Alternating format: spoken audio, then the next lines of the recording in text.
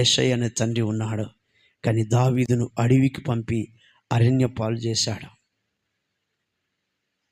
మిగతా కుమారులనేమో సమూయేలు ద్వారా అభిషేకించాలి, రాజ్యానికి పరిపాలనగా నిలబెట్టాలనుకున్నాడు. కానీ దేవుడు ఎవరిని కోరుకున్నాడండి? అడవిలో తిరుగుతున్న మాసిపోయిన బట్టలతో ఉన్నటువంటి దావీదును కోరుకున్నాడు. ఇదిగో దావీదు, నేను కోరుకున్నాను, నీకు నేను తండ్రిగా ఉంటాను అంటే బాధ్యత మొత్తం దేవుడే తీసుకున్నాడు దావీదు పట్ల. అందుకే ఈరోజు వరకు కూడా దావీదు సింహాసనాన్ని, దావీదు సంతతిని దేవుడు స్థిరపరిచాడు. నేను అతనికి తండ్రినై ఉండును, నాకు అతడు కుమారుడై ఉండును.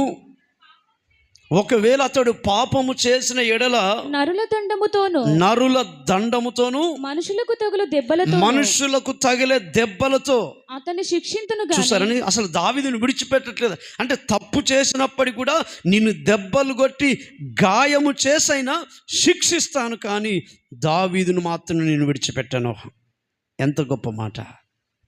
దెబ్బ కొట్టైనా దావీదును సరి చేస్తాను అంటున్నాడు, కానీ దావీదు చేసిన పాపాన్ని బట్టి నేను అతన్ని విడిచిపెట్టను, అతన్ని ఎలాగైనా సరిచేసి నేను నిలబెట్టుకుంటాను, ఎందుకంటే అతడు నాకు కుమారుడై ఉంటాడు. ఆమేన్. నిన్ను స్థాపించుటకై నేను కొట్టివేసిన సౌలుకు నా కృప దూరమైనట్లు నీకు నా కృపను దూరం చేయ. ఇంతకీ ఏం చూశాడు దావీదులో? 4 గుణాలు. దావీదు ఎప్పుడు కూడా స్తుతి ఆరాధన చేయువాడు. స్తుతి ఆరాధన. కష్టమైన, నష్టమైన, లాభమైన,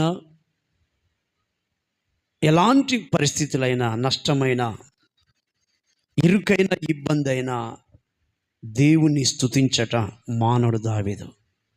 అందుకే దైవజనులు ఆషేర్ ఆండ్రూస్ గారు ఒక మంచి మాట రాసుకున్నారు, ఒక మంచి పాట మనం ఎప్పుడు పాడతాం కదా.